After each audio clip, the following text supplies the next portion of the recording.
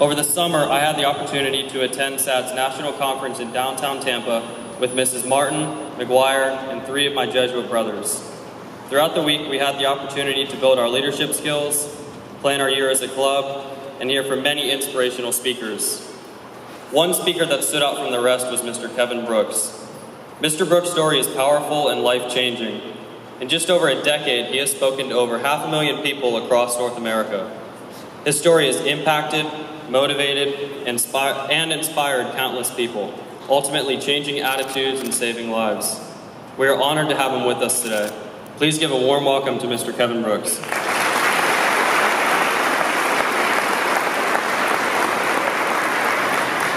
Thank you. That was a warm welcome. How's everyone doing? All right, guys. A lot of guys. It's been a while since I've done just an all-guys school. This is cool. So, all right, I'm going to talk to the guys today. You know what it's all about, dudes. So, all right, I'm going to tell this story. I think guys need to hear this story probably more than anybody, because, it tends to be us when we're in that age, around this age, where we take risks. We sometimes take risks. We don't always make the best choices, We like to have fun. We like to push it a bit. I was that guy I was always pushing it, I loved having fun, but it led me to some trouble, some poor choices. And that's what the story's about, and it's about a poor decision. I'm just gonna get right into that story, so, and a lot more than that, but that's where I'm gonna start. So, there's a lot going on. It was a big weekend. I have 2 sisters, both younger. My sister Allison was graduating from high school on the Friday, so it was a big night for her, a big night for the family.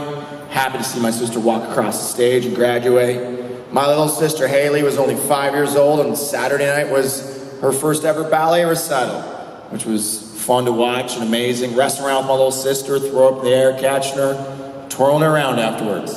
And I look back on that night, and it just hits me how, I never once thought maybe that'd be the last time I would do that with my little sister. I never once thought maybe something would go down that night that would change life forever. I didn't think that way, and I didn't see it coming. And I'm sure that's why a couple hours later when the phone ringed, house party, I was like, sweet. I grabbed some beers, I hopped in my car, and I drank one as I drove to the party. And I'm gonna shoot straight with you guys here. I'm not sugarcoating anything. That was pretty much the norm in the day. When I got to that party, I went inside and I ran into my old buddies I'd grown up with. Hockey buddies. I'm a Canadian. I'm all the way from Vancouver to be here right now speaking with you. So it's true about us Canadians. We really love our hockey. You got a great hockey team here right now. Thunder or the Lightning are doing amazing, right? Yeah? Yeah, do you watch hockey? A little bit, yeah? Cool. So they're doing awesome. I think they're in first place. So I grew up playing hockey, and it's kind of that play hard, party hard mentality, I'd say, among those hockey friends of mine. And the party was on. And that party would carry on to another party and another party and another party, with me driving between each party, which was, of course, not smart. And my friends should be with me from the beginning of the night, but finally, by the end, they had clued in. I was like stumbling out of the house, keys in hand, gonna drive. They called a taxi. They chipped in a few bucks each. They got a safe ride home. And they have no regrets. And I look back, that cab was there. I could have stayed at the party. I could have walked home. I could have called for a ride. I didn't even have to, though. My parents, they knew what I was up to.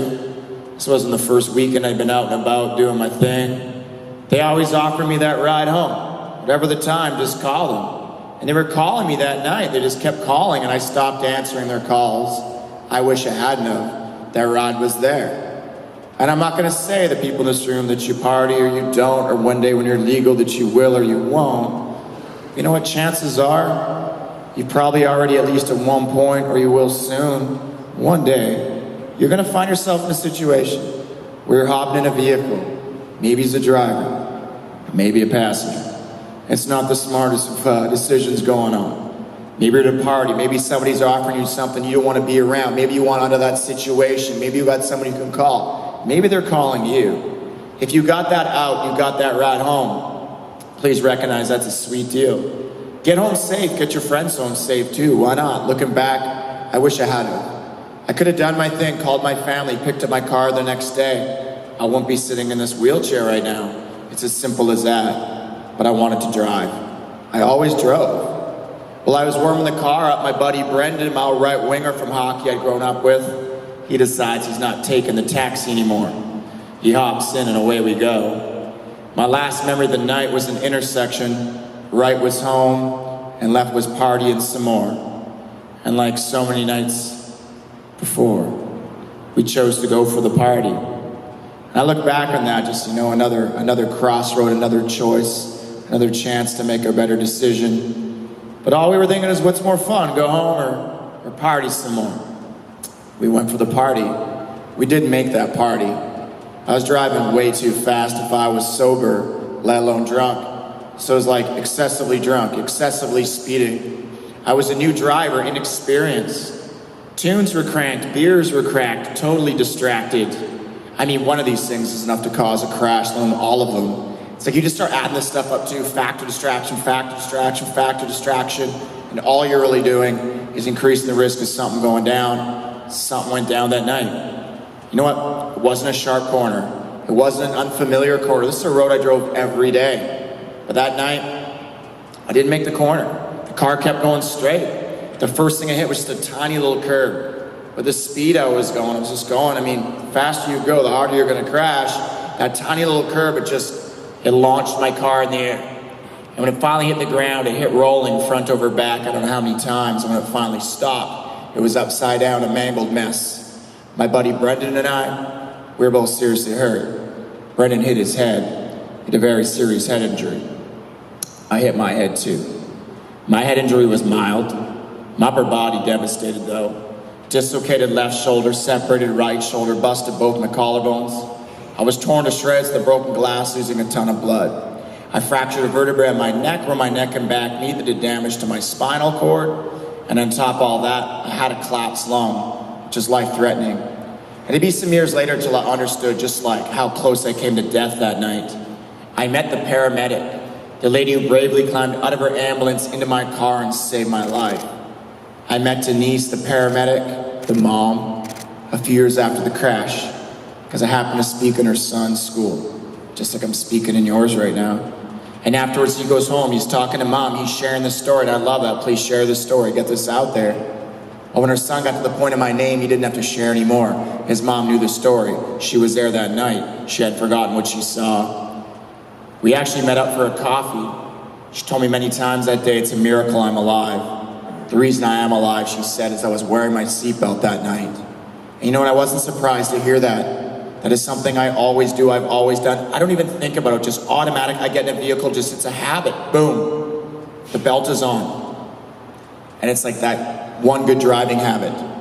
Arguably the only good choice I made that night in a series, so many bad ones, it saved my life. I wasn't thrown from the car when the car hit the ground, at least the speed the car was going into the ground. The car didn't roll and top me and crush me. And also when the car started rolling, it's upside down, and so was I, because I was still hanging from that seatbelt upside down. And I was told that positioning saved my life. Unconscious, bleeding, collapsed lung. If I let it any other way than upside down, blood and fluid would have pooled into my lungs. There'd been nothing I could have done about it. I would have drowned. I would be dead. But I hung upside down from the seatbelt. Fluid that would have otherwise drowned me, it trickled out of me while I hung upside down, and I hung upside down long enough until we were found. I don't remember being found. The first ambulance, next ambulance, police, fire, lights, sirens, whole scene. Jaws of life, ripping, tearing into my car to get me out of it. It took over an hour, they said.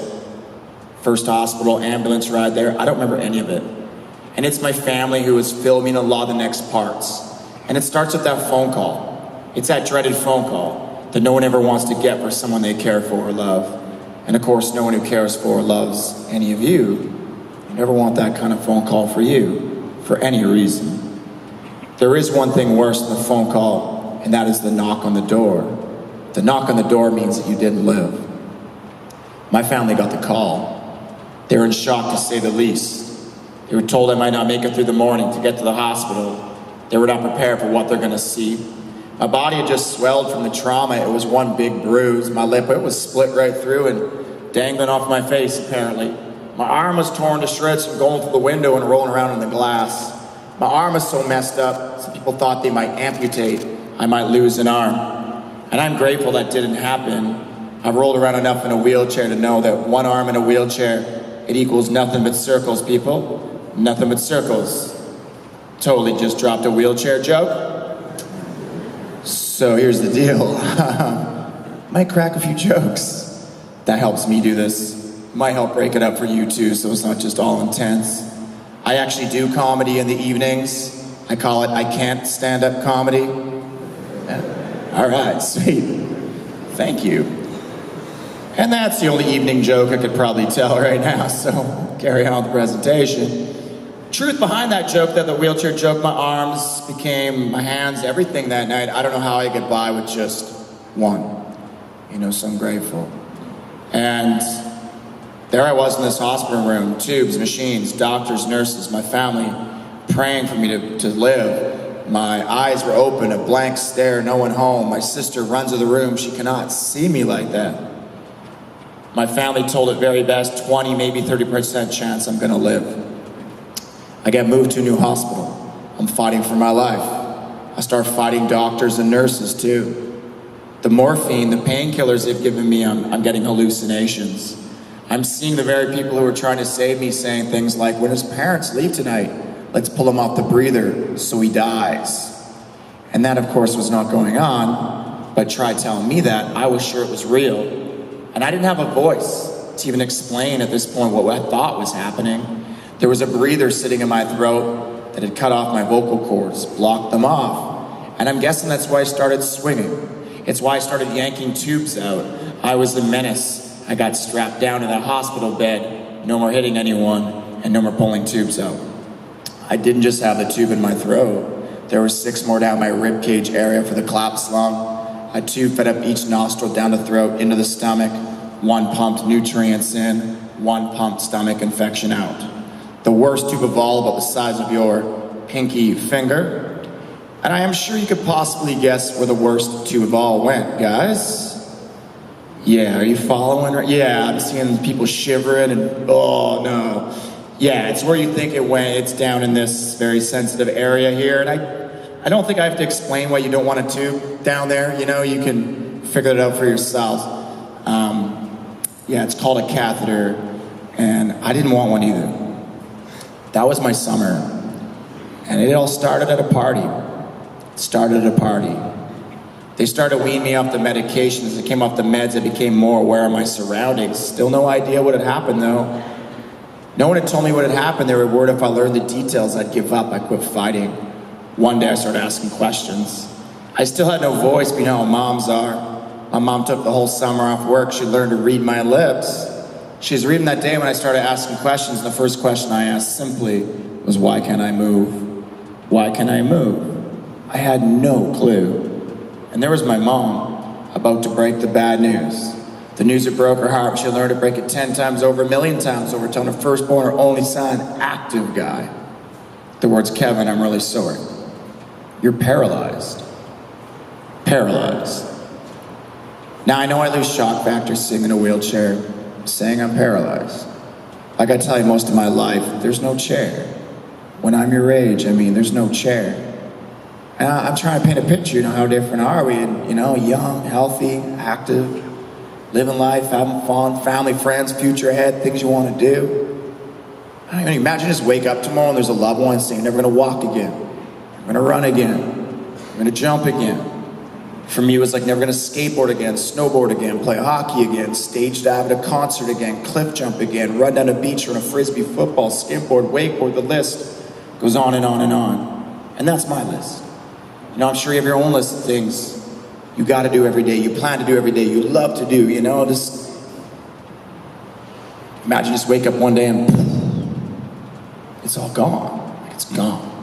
No. My mom said, Kevin, it's why you can't move your legs. I try to move my legs, they don't go. I keep trying and trying, they're not moving. Freaking out, panicking, they're not moving. I remember thinking a little simpler, maybe I could just wiggle my toes, because that's easier, right? Wiggling your toes. I'm gonna bet you didn't mean to do it, not sure why you did it, but some of you might have just wiggled your toes when I said that. Anyone? Don't feel bad, I totally wanted you to. Maybe you're trying hard not to wiggle your toes right now, but you just did. Maybe you're being very stubborn, you're not gonna do it, but I think at some point you will wiggle your toes, and I hope you do. And I hope you always can. You know, that's the point. To start with something so simple, just wiggling your toes. I haven't done that in years, well over a decade. Closest I'm getting to is little leg spasms I'm having right now where my foot is kind of shifting off my chair. And there my mom and I are in this hospital room. She's delivered news like she's never delivered before. Her heart's broken. I don't know how to deal with what she's just told me. I don't want to believe it. We're both crying. I eventually asked what had happened. I was told it was a car crash. I can't say I was surprised to hear that. The way that I drove, the way that most of my buddies I hopped in with drove, and the way, you know, maybe people in this room might even drive, and I'm not pointing fingers or judging. But you know what? Teenagers, way overrepresented in car crashes. And guys, we tend to be the culprits in most of those crashes. We get a vehicle, we want to see what it can do, we want to drive fast, we want to show it off to our buddies. Might have a few beers, we're all right to make it home. You know, just taking those risks. Even just being on the phones. I mean, the leading cause of causes are distractions on your phone or any other distraction, speeding, or being impaired by drugs or alcohol. It could even just be fatigue. And I'll just ask you to put your hands up, but just think, have you not been in a vehicle at least once in your life? Driver or passenger? Or one of these things, if not multiple of these things, are going on. It was pretty much every time we got in the vehicles, my friends and I. But it wasn't just in the vehicles where we made bad choices. We were the rowdies, we were the partiers of the school. My nickname in high school was the Creature.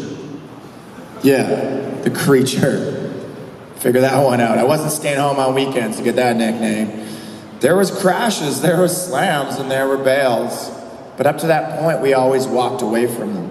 We always made it home at the end of the night in one piece. And I think what started to happen is we just got way too cocky for our own good. Thought it was, you know, like a skill we had. We'd always make it home. We'd always walk away. But I know now, it wasn't a skill. I mean, it was only luck. We're just rolling the dice every time we went out and took those risks, made those choices. And I learned that luck doesn't necessarily last forever, especially if you mess with it. I kept pushing my luck, you know, in close calls and warnings and signs. And then one night, the luck ran out. And there's no turning back. Now I'm paralyzed. There's no cure for that. Laying in a hospital bed, man, all that hit me at once. It really felt like my life had come to an end. My attitude has changed since, but at first that's how I felt. And I needed some good news, and all I could hope for, wish for, let my friends be okay. There must have been some buddies with me. I didn't remember who. I started guessing. Each friend's name I guessed, my mom says no, and I run out of friends' names. And all the sense of relief, okay, I didn't do this to anybody else. I can live with that. And no, I hear my buddy Brendan was with me. And my thoughts at first were just random. I don't remember seeing him that night. You know, hockey season was out. I hadn't seen him in a while. How's Brendan doing? Where's Brendan at, Mom? My mom said, Kev, Brendan died. Brendan's dead. And I'm really sorry. And I'm sorry to come in here and drop that one on you this morning. I know it's not easy to hear. It's not easy to say either. I don't know what was in your minds as you were heading to school today. But I was thinking on my way here that I'm going to tell a room full of people I've never met before that I killed my buddy. You know, my friend died in my car because I drove fast. I drove distracted. I drove impaired. I drove reckless. I took risks I didn't need to take. And I mean, there's nothing to prepare a person for news like that. You don't want to believe it. My mom said we heard Brendan hopped in your car in the last minute. He was found in your car. We were at his funeral. I mean, that just hit me hard. It just made it real. You know, because I thought maybe it just happened. Maybe I didn't know much time had gone by. Maybe they could save him. Brendan's tough, man. He's an athlete. I didn't know weeks had passed. I didn't know Brendan had been cremated. They're not saving him. They're not bringing him back. And it hit me even harder. I mean, his family, his parents, younger brother's little sister growing up in the ice rink playing with mine, the rest of his family, everyone who cares for, loves Brendan, his buddies. Like, what have I done to these people? I've ruined their lives. And I don't know a word, I don't know a series of words that I can share with you right now to describe the feeling. What I will tell you is that is a feeling I wish upon no one anywhere. And that's why I sit in front of you right now, sharing the story. You know, I don't need to know you to not wish this upon you. And when I come in a room, there's a lot of people in this room. You're being so quiet right now, so respectful, not on your phones. I mean, I appreciate that. I don't wish this on any of you guys. No way. I asked how Brendan's family was doing. My mom told me they were struggling, trying to get through each day. They just lost their son, their brother, so much more. She told me his parents were calling our house, and I was really surprised to hear they were calling for updates on me. How was I doing? I was more surprised to hear at Brendan's funeral, his parents stopped it. They asked everybody to pray for me. I was still clinging to life. They asked people to chip in money into a donation for me because I was paralyzed. Brendan's parents at their son's funeral. Can you even imagine? And I know it's rolling through your heads right now. When I first heard that, I didn't even try. I just automatically reversed it. I thought of my family, my loved ones, my friends. If someone did that to one of them, would I be in that person's corner? Would I be raising money for that person? I'm sorry to say, I don't think so. I wanted to believe that support was there, though. It gave me a boost. It gave me hope. I don't know, maybe somehow, some way I would get through this one. That's not that I can sit here and honestly tell you. Laying in a hospital bed, worst day of my life, that I wanted to get through, or I deserved to. I was asking questions. Why did I live? Why did Brendan die? Why am I here? Do I deserve to be alive? And I was thinking, no, I don't, after what I just did. I don't deserve to be alive. And you know what? I'm not tied down to the bed anymore. My hands work. I was thinking when everyone leaves, I pull the breather out. It won't be that difficult. It won't take that long. Just end it. Easier. See if I'm out. Done. Gone. But I couldn't do it. I just couldn't pull the plug. And every time I think of ending my life, I would just hear in my head over and over, like, I want to live, I want to live, I want to live. Just felt like I had to make a choice that day. And I'm here, so you know the choice that I made. And I'm not going to say it's been an easy road by any means, but I do not regret that choice. Not at all. And it was a long road. You know, there was like things I would never even imagine. There was like things I had to learn to do I would never imagine I need to learn to do. I had to learn to breathe on my own without the assistance of a machine, which was terrifying because I was so weak, just fighting for air, trying to strengthen a collapsed lung. Going to the washroom, all of a sudden involved tubes, pills, nurses changing me. That wasn't very fun. It's tough to look cool in front of a nurse after you've just crapped your pants, guys. I learned that the hard way. Just to eat, I remember they dyed water in pears blue because they were telling me it had been so long since I'd eaten, I might have forgotten how and I might swallow into my lungs. So after I'd done eating, they actually suctioned out of my lungs to make sure that no blue dye, the food was blue, had gone into my lungs. I had to learn to breathe, you know, just the smallest little things. And it was about 2 months till I had those under control. And I finally got to leave the hospital, but still not home. And that was just the only place I wanted to be. Get me out of this hospital. There's a whole other list of things I would need to learn to do when I went off to a rehab center. I had to learn to use the wheelchair, of course. Mostly it's like day-to-day stuff, though. It's, you know, the stuff, you wake up in the morning, you roll over, you jump into bed, you shower, you bath, you dry off, you get dressed. Hey, next time you're throwing on a pair of pants, you know, just to kind of understand, just do it sitting down. Don't use your legs, don't use your hips, don't stand up. I'm not even working with abs or back muscle. I'm actually paralyzed in the chest, so I'm just using this. You know, how do you get those pants on? Don't even get me started on like skinny jeans. Oh man, nightmare. God, those are kind of going out. Those are so tough to get into. Just to roll over in bed, that was hours of therapy every single day for weeks. What they showed me to do is rock the muscle I've left up top, back, forth, back, forth, back, forth. If I had enough momentum, I threw my arm over, I did one rollover in bed. I was so excited. That one rollover was bigger than like my first kickflip I ever did on my skateboard. It was months till I could even just sit up from a laying down position with no abs or back muscle to just do a sit-up. I had to learn to pull myself up. And I was fighting spasms like I'm having in my leg right now that kind of stiffen everything up. And just atrophied muscles from laying so long. It was almost 4 months till the first time I showered and dressed myself. all on my own, I'm all excited. I'm calling up my buddies. Guys, can you imagine? One of your friends calls you up. I'm calling my friends. Dude, guess what? Shower, dressed myself today. Only took me 2.5 hours. Yeah, that was the most random phone call I'm sure they've ever had in their lives. But they were cool about it. They were like, Kevin, keep it going. You're getting better. You'll be home soon. And that support from friends, from family, it was just so important to know it was there.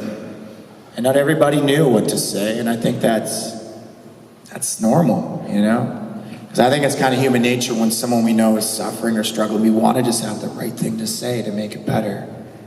But it was just about being there. It was just about showing up. I remember the first time a buddy actually brought in some earbuds. I'm a big punk rock fan. And just blasted this band, No Effects, into my ears, one of my favorite bands, so I could listen to music instead of the sound of the hospital for a day, or at least until that battery died. Amazing. Just being there, just showing up. And I gotta say, learning those things, it was important. These were glimmers of light in a very dark, difficult time, hope. So behind the victories, there were smiles. Behind those smiles, there was still a lot of pain and fear, uncertainty, doubt. And mostly, I was consumed with guilt. I'd feel happy, then I'd think, how am I smiling, feeling happy right now, knowing my friend, my passenger, Brendan, is dead? I thought that a lot, and I still do. And I always think of his family. I think of the ones who are still here, who wake up every day and their son, their brother is not coming home. I think of the weddings, I think of the family celebrations, the holidays, he's not there. And just how difficult it must be. And I'd be like, I'm smiling because I got a denim today. How's Brendan's family feeling? And I hadn't spoke to them, I hadn't seen them. But one day my mom handed me a piece of paper with their phone number on it. That is the most difficult phone call that I've ever made. And through the tears, I was invited over to their family home. It took a while till I could get a day pass to leave the rehab center. It took a number of different people just to put me in the passenger seat of a vehicle. But off we went to Brendan's family's house. They had some stairs to get in the front door. His dad grabbed the back of the wheelchair, my mom grabbed the front. They bumped me up backwards, bump, bump, bump, up each stepping into the house. We're in the living room, and his parents, they were trying to keep it light. And I was listening.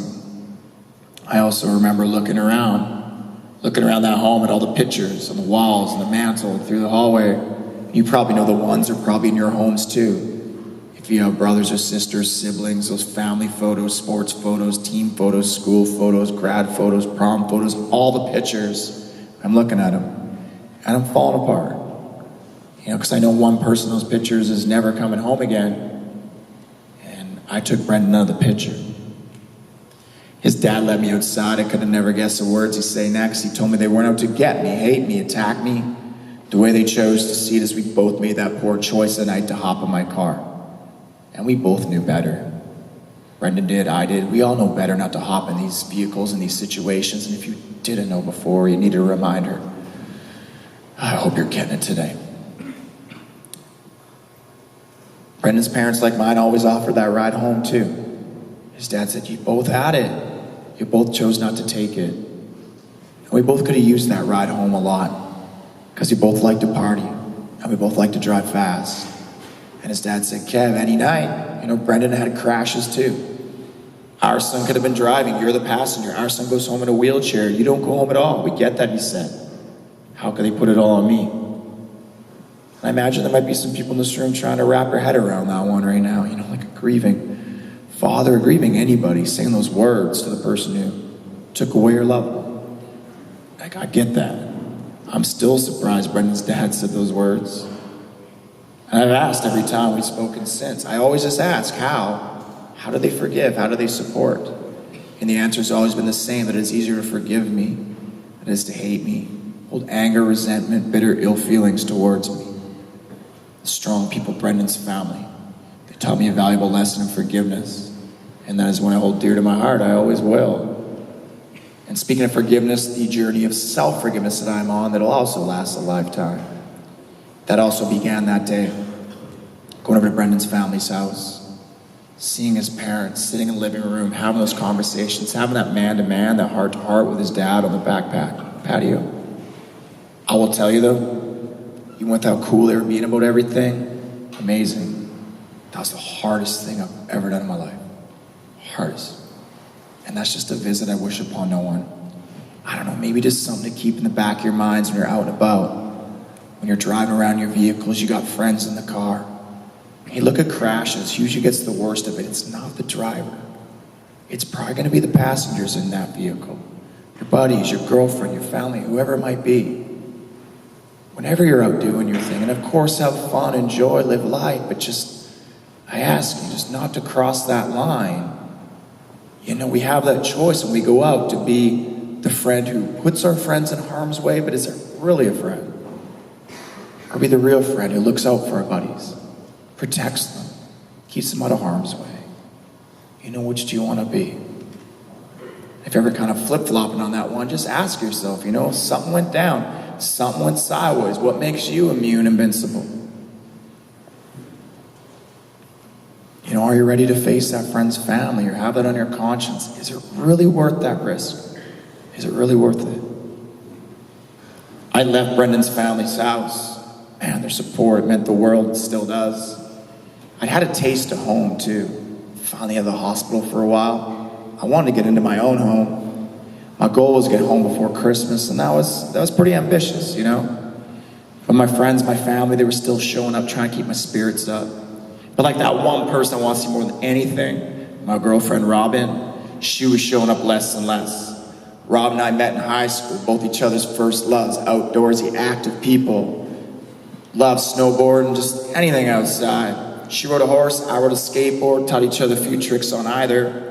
Honor roll students, straight A's, scholarships, looking to be a veterinarian. Robin now is a veterinarian. My nickname in high school, the Creature, as I told you. Very different priorities. She was not a fan of the party. She was not a fan of the way I drove my car. I knew that. We talked about it many times.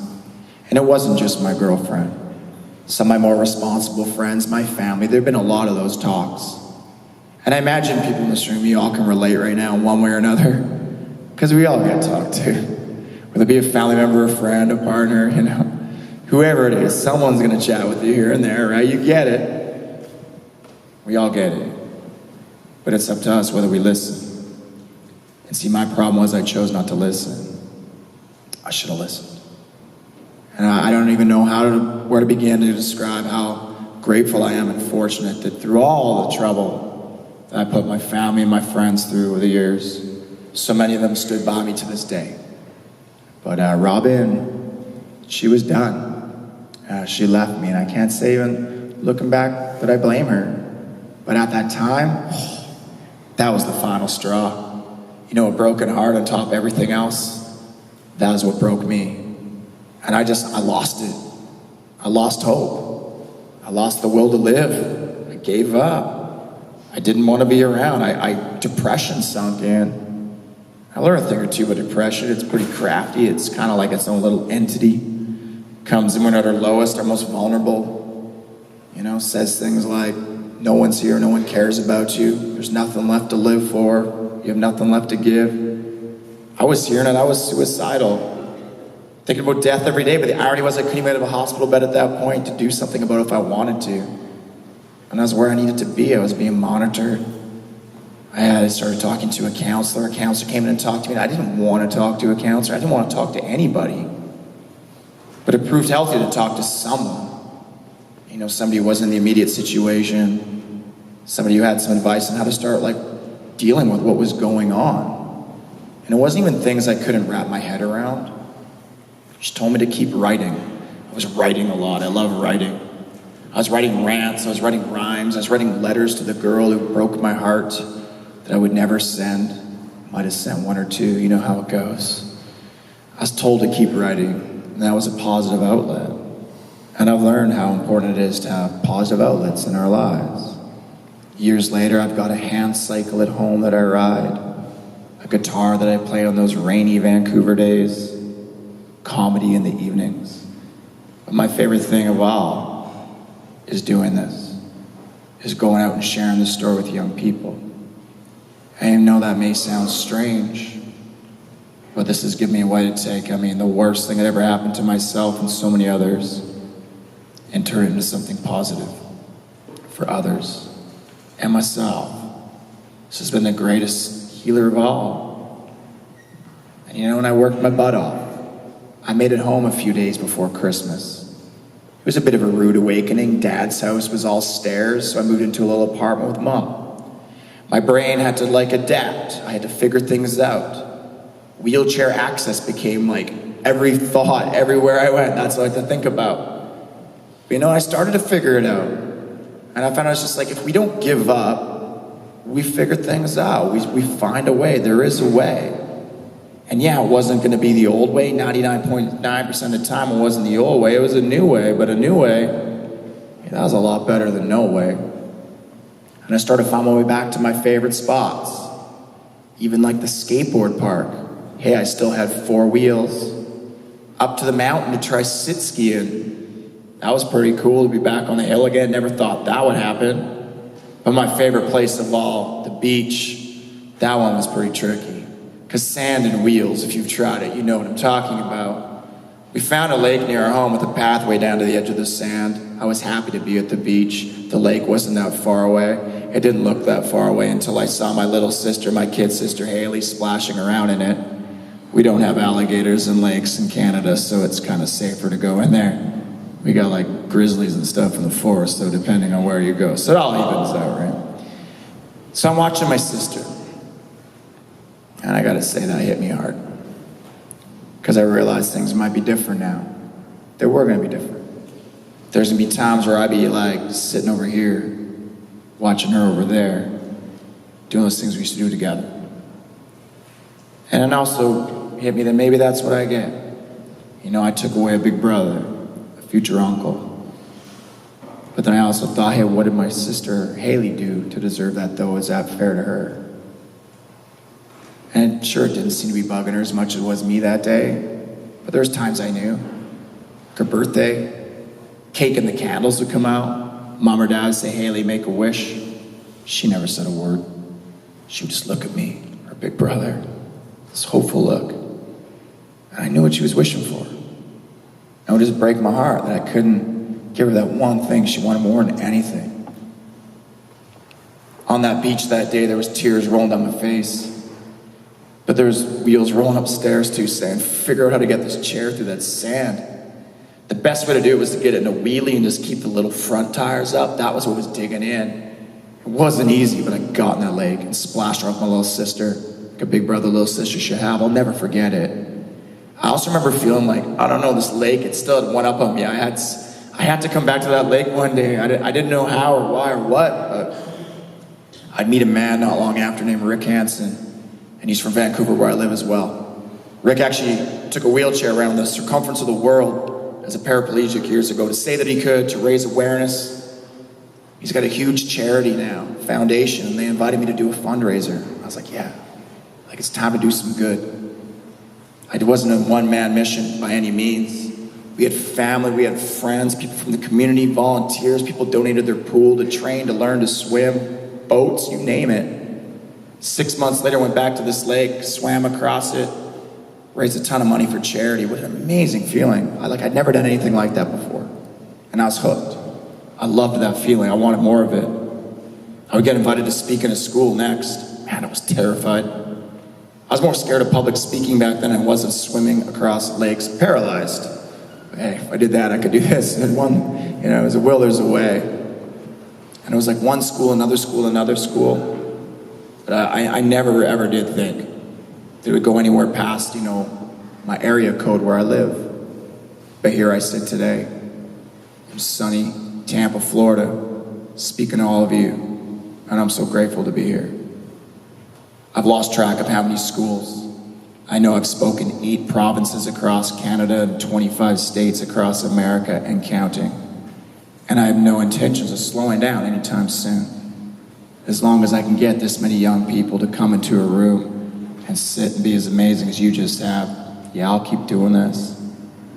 As long as this makes a difference in people's lives, I'm gonna keep doing this. as long as young people are dying in car crashes. Yeah, I'm gonna keep doing this. It's tough to lose friends. And sadly, along this journey, Brendan wasn't the last friend to lose his life too soon. I had a friend named Jordan who killed himself. I actually got the news in front of an entire school. I was just about to be introduced. My phone rang, I answered, and that's how I found out.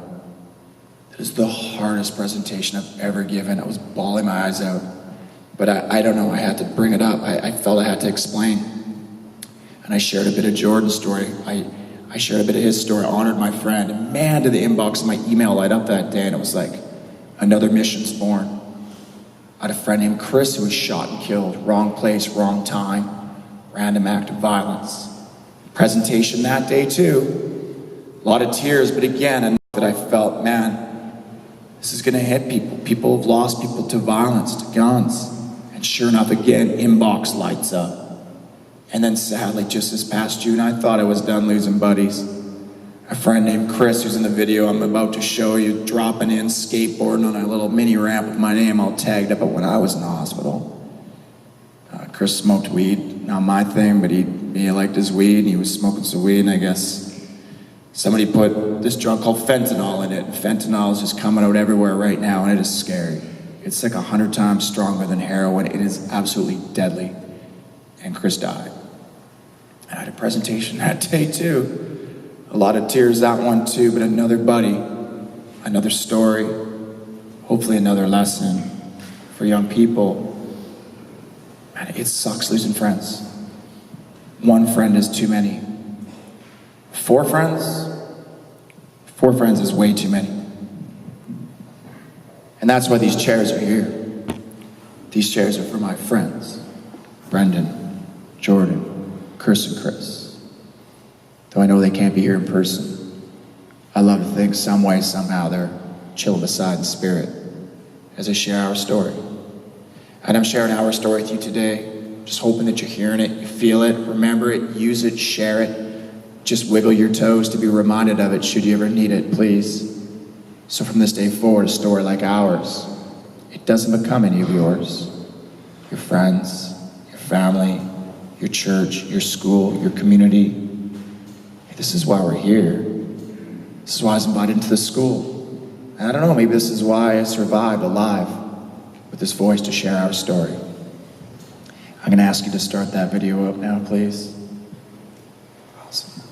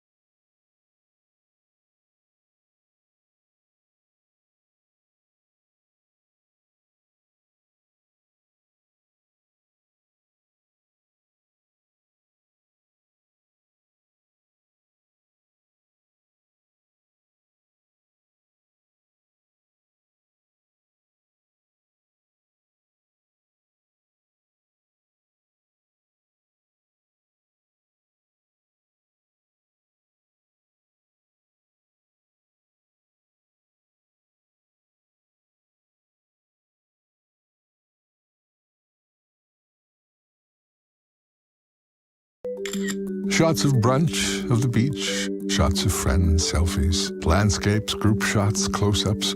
We take pictures almost without thinking. But think about how that adds up. This year, the world will take 1 trillion photographs. In the time it takes to read this sentence, 130,000 shots will be taken. What if you could look at all of them? What would you see? There would be great beauty, of course, but there'd also be ugliness, love and hatred, joy and suffering, and everything in between. 1 trillion photos showing incredible achievements and seemingly insurmountable challenges. A world that could be cleaner, kinder, safer, and fairer for everyone. Separately, there's not much we can do, but together, there's nothing we can't do. So together, what if we make a small change to how we take pictures? And what if that small change made the world a small bit better every time? Together, we would have 1 trillion chances to change the world each year. And that would add up to some huge things. The village's first clean drinking water, cures for disease, aid and shelter for refugees, keeping the lights on at the local community center. This could happen because of you, because of us, together, in 1 small change.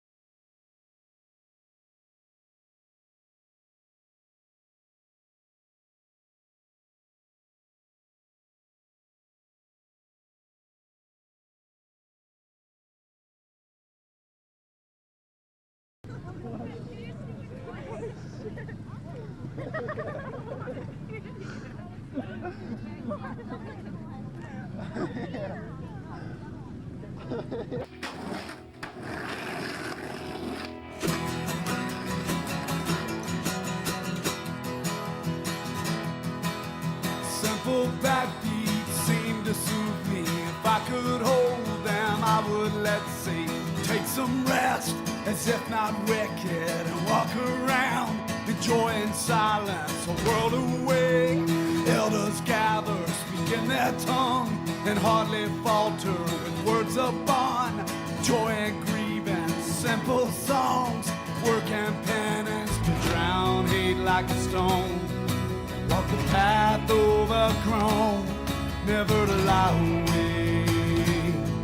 If so, for goodness sake, down the road, the deer are crossing, the grass is green, oh, where they're walking, rattling beasts in heavy movement. Mark them now, son, before we lose them. Spare your arms ever so wisely, or burn them all if you have no need. Dressed to kill, but kill so kindly. Hollow hearts, too weak and weary to drown it like a stone. Walk the path overgrown, never to lie away. So for goodness sake, call me crazy, but all the old ways of living, simple or simply fading on we by this time. Before we die, lay on down.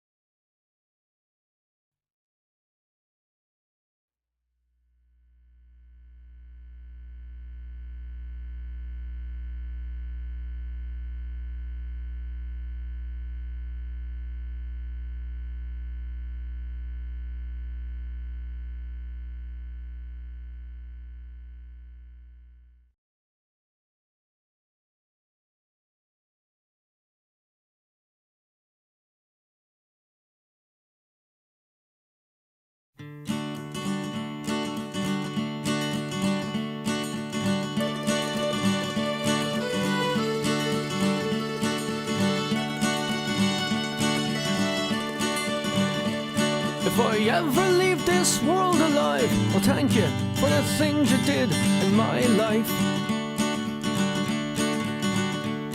If I ever leave this world alive, I'll come back down and sit beside your feet tonight. Wherever I am, you'll always be more than just a memory. If I ever leave this world alive,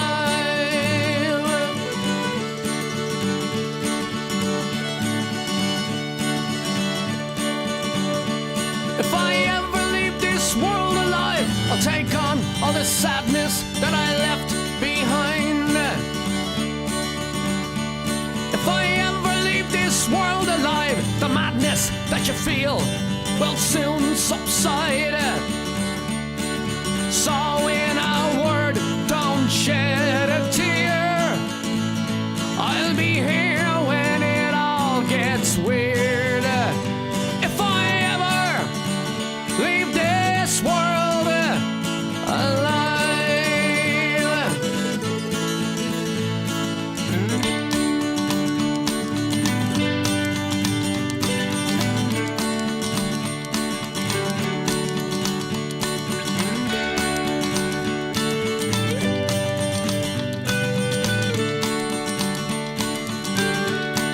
So when in doubt, just call my name.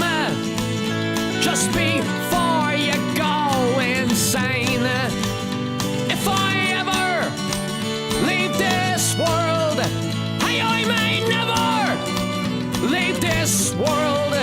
But if I ever leave this world alive, she says, I'm okay. I'm alright, though you have gone from my life. You said that it would, now everything should be alright. She says, I'm okay, I'm alright, though you have gone from my life. You said that it would, now everything should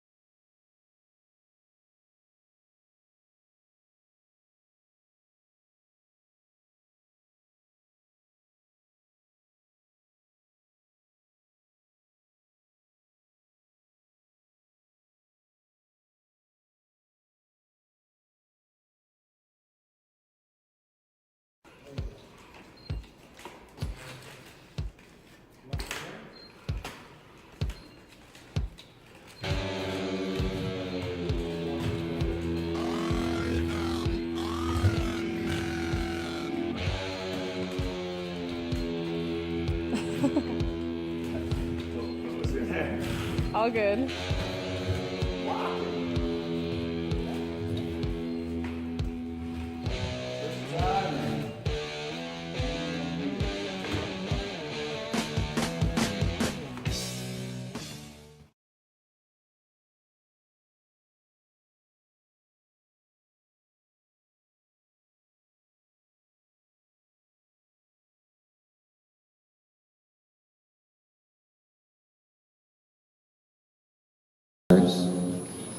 Also, if our story, our journey in this life has reached a time of struggle or difficulty, you know, it's good to talk about it, to reach out, to get support from those people around you that you care about, that care about you.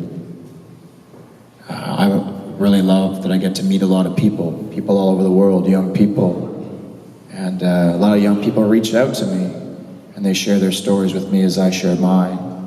And some are of triumph, some are of struggle. Sometimes young people reach out because they feel I've given them something and they want to give something back. And I don't ask anything in return. I just hope that you learn something today and keep it with you and use it. But I had a student reach out recently who has graduated high school, is now an engineer, and she works in a spinal cord research center. She got me up in this thing here. It's called an exoskeleton suit. A student, I want you help me take my first steps in 17 years.